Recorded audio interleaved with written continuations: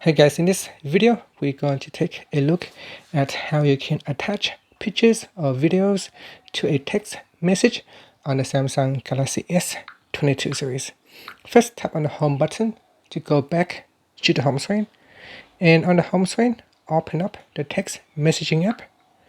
And in here, open up a text conversation that you want to attach pictures or photos.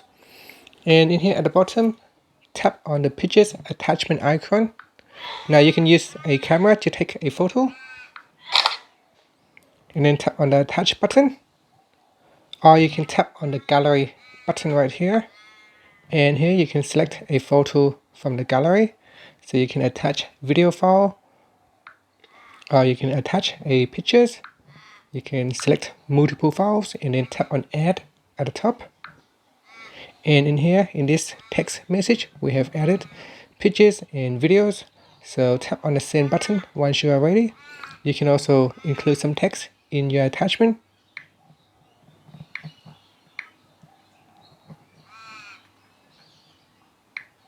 And then tap on send.